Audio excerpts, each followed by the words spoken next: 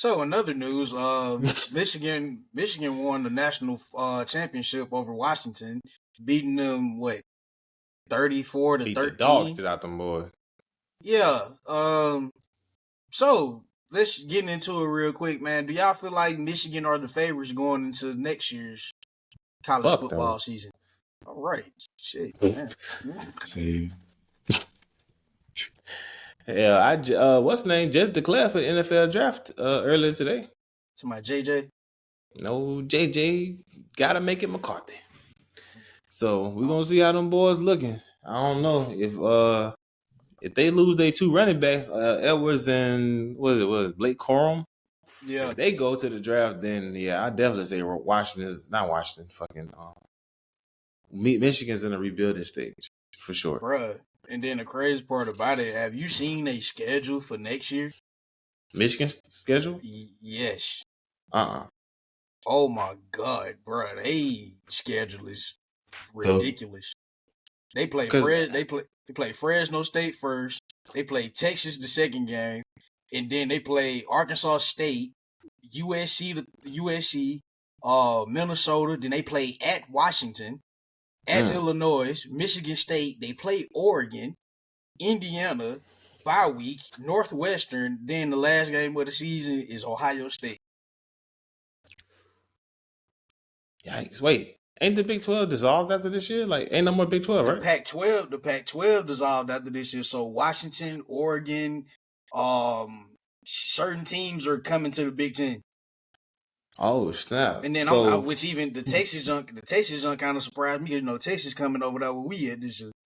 The SEC. So ain't no more Big 12 though. Mm-mm. So ain't no more Big 12, ain't no more Pac-12. No, ain't no more Pac-12. Oh, the Big 12 still here? My bad. I'm tripping. You're right. The Big 12 gone. Big 12, that's the one that had Oklahoma and Texas in it. Right. Yeah. I thought just Pac-12 and Big 12 gone. I thought just them or the Big 12 was leaving. Nah, I think the Pac-12 then got dissolved. The Big 12 still exists. It's just the teams, certain teams then came out of the Big 12 and they joined the SEC. Like Oklahoma and Texas. But Big 12 still got Baylor, TCU, them type teams. Yeah. I think the Big 12 is going to get dissolved sooner or later. I don't think it's dissolved now, though. So we're going to see how that happens. But I remember them saying something about the Pac-12, like Washington's going to the Big Ten this year. So I think the Pac-12 is over with, man. That's crazy. Cool. But yeah, man. Went out with a win, Yeah, I was pushing for them boys too, man. I thought my boy Michael Penix was going to pull it off, especially him repping the do-rag, you know what I'm saying, shouting out his hood, his partner in jail. I'm like, bro, he about to get active in this championship. Man, got your ass whooped by them white boys, man. God damn. I mean, are you surprised, though? I am. I'm a little surprised, man. I thought he would be built a little better for those type of moments, man. I don't even think it was him, bro. Like, I mean, yes, he did have some passes where it was like, all right, you overthrew these passes or whatever. But then at the same time, y'all ain't dealt with a defense like this the whole time. And a part of me just feel like, nigga, if, like, don't get me wrong, Michigan was a good team in junk, but at the same time, if y'all would have ran into a team, if Alabama would have got past Michigan, that shit would have been way worse. Like, that shit would have been way worse because he had pressure on him the whole game. He couldn't really do nothing. And then that's the thing, even folks was like, well, what about Texas? Nigga, Texas pass defense is trash. So them doing what they doing against Texas makes sense. I think momentum played a real big part into that because, like, they was holding their own.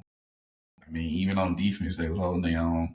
They was moving the ball pretty decently, but it's like it's hard when you fight against the refs too, because they had a couple of field position is a huge thing too, because you know what I'm saying, like field position, and you know what I'm saying, like the downs affect your play call.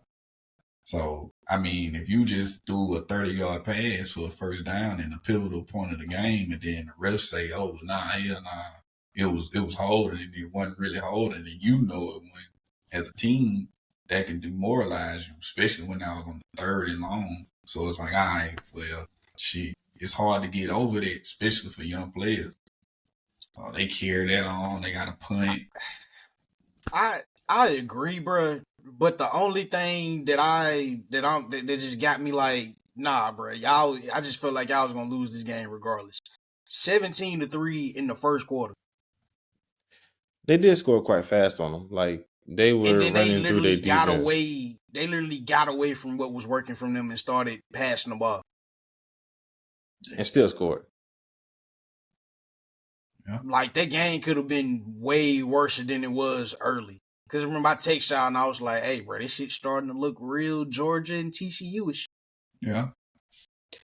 Yeah, I thought they just kind of was slipping up at first. I was just like, okay, they a little too hyped. They a little too. They wish they were. They was just too excited. And I'm like, they all right. They need to calm down. And they calmed down and still got their ass whooped. But I don't think that boy Penix ever really settled into his like self for real. Like I don't know like how close y'all watching him, but he was looking like nervous as hell the entire game. Like I think he was more I frustrated than anything. Like, cause I mean, bro, you gotta think, bro, it's an older dude too. So it's like, he know he ain't really too scared, but it's like, all right, bro, you know, you get a little frustrated, you get all these false starts, you get these holdings, you get these, you know what I'm saying, pass interferences or whatever that's not being called. And it's like, all right, bro, you know what I'm saying? Like, all right, I gotta fight against this rush, this pass rush, and I gotta fight against the refs. Like, I mean, it's like I think it was more him being frustrated and him trying to make a play out of nothing to try and compensate. It's almost like if you bet, you get you know what I'm saying, you sports betting in general, you feel me? Or any type of betting, you always gonna try and chase them losses. So I feel like he was trying to chase them losses. That right there makes a lot of sense. I agree with you on that one, Dougie boy. Yeah. I just feel like the better team won. I mean, yeah. I just feel like the better overall team won, and it was just kind of like, it's like when Jalen Hurts was at Oklahoma, nigga, this is all we got.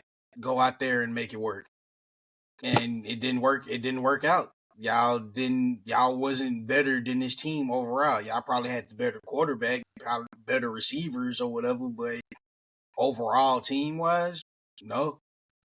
And then not to mention y'all done had close games every game of the season. I say this. The gap between the talent wasn't as big as it may have looked on paper. It definitely wasn't at all. What I will say is the gap between coaching was definitely more significant. That play calling made a big difference. Like them two, because you gotta think about it. It's like, okay, if you take away them two 40-yard runs for touchdowns, which he literally didn't get touched on neither one of them touchdowns. Now it'd be different if like, all right, there was a missed tackle or two on both of those runs. He literally didn't get touched at all. So for him to not get touched at all, that's coaching and play call. Because that means that you just wasn't in position to make that tackle in the first place. That was either a miscue, a missignal, a misunderstanding on your, you know what I'm saying, on your assignment or something. So, but that's why it's like, all right, when they got away from the run, started passing, and then they got back to the run, they was able to, you know what I'm saying, stop it for the better part of the rest of the game. It's like, okay, at first it may have looked like, bro, they just get ran over. It ain't so much that they were getting ran over, it was just the play calling was better. It was a better offensive play being called than the defensive play that was being called. Man, them boys couldn't hit water if they fell out of a boat. Thank you, tackles bro. And shit. Thank you. Like, man. It's like Pac-12, bro. They not really known for like having big beefy ass athletes. Big Ten, the way that Michigan is built, like they got those type of athletes. Now, I get what you saying as far as like the talent and stuff like that, and you know what I'm saying, in coaching and shit. But I just feel like you don't get into the end zone that many times and you don't get into the red zone that many times and don't score. This is what I'm saying. And we come on, bro. We all play sports. Let's not act like that, bro. You know when you get down, especially as a young player, bro, you gonna sit up there and you on the sideline, especially if you ain't even getting that many touches or you ain't getting that many reps. You gonna sit up and be like, shit, bro, I don't give a fuck. I'm gonna be back next year. I don't give a fuck. I'm just playing. You know what I'm saying, bro? Just because they're on scholarship and they playing in a very like televised game, don't mean that they don't think like that. Like, bro, if you get scored on quick like they did, bro, that's gonna get you to a point where you're like, man, fuck all this shit, bro. Like, But you done been in these positions already. You done been down before. Like you going down 17-3 in the first quarter, it shouldn't have demoralized you at all. I understand. You can sit up here and say that. You gotta also understand, bro. We can sit up here and say that now because we're older. We damn near 30 now. So of course we gonna say, okay, we shouldn't let that demoralize us. But these is kids. Them still kids. Penix ain't no kid. He's not. But he's frustrated because the kids sitting up. I don't know if they would necessarily demoralize that early on because when Michigan scored them 2 times, they were still kind of like playing hard. You know what I'm saying? Like they just couldn't get their offense going. I felt like after halftime, because then Washington scored before halftime, right? I want y'all to go back. Scored. I want y'all to go back and look at them two touchdowns that they got. If that man got touched, because this is my thing. I understand y'all saying, all right, bro, they bigger. I'm not sitting up here and disagreeing with y'all on that part at all, because it's like, yes, bro, the Big Ten obviously is gonna have bigger talent. They're gonna have more athletic talent than the Pac-12. Obviously, that's just like with the SEC. Like, I mean, it just is what it is. But it's like my thing is that it's like I'm not saying that wasn't a problem, but I'm not gonna sit up here and say that was the problem. I think originally the problem was the fact that it's like, it was play calling. And then you get a snowball effect of all of the other things being exposed. Then you start peeling the layers back. But I'm talking about as far as initially what caused the like collapse of them. So I'm starting from the beginning. And I think like overall, when you look at the big picture, what started it all was the play call. Because that's why I'm saying, like, if you look at them two plays, but that man had a hole big enough to drive a truck. I remember seeing it. That was wild. He had a hole big enough to drive a truck in, but it's like I see what Doug's saying, man. I agree. Like I was because on some of them plays, I was still wondering, like, bro, why haven't they adjusted for the run yet? Like they have literally ran the ball 10 times this one drive, and you still playing it like they finna pass the ball. Nigga, y'all don't blitz these people. They ain't adjusting until the second half, which we were saying like Washington the second half team anyway. Which they came out and kind of shut it down a little bit. I feel like if it wasn't for Penix pretty much coming out and throwing the interception, first play of the damn third quarter, yeah, things probably could have turned different. But I feel like they got off to too slow of a damn start. I'll be right back. To keep up. Yeah, and I mean not even just the players, like the whole team all together. The you know what I'm saying, the coaching, the coordinators, the whole thing. Like it definitely looked like they was just. Obviously they looked outmatched, but I do want to say that it's like, bro, I think they could have made it a better fight than they did. Yeah, but the where they was hurting it and what they weakness was is that it's like, okay, y'all require like a special play to happen for y'all in order to keep things close. But when that special thing was actually against y'all, it's like, okay, what we gonna do now? Act the fool. Act the fool and blow it. They blew it. What we gonna do? Okay.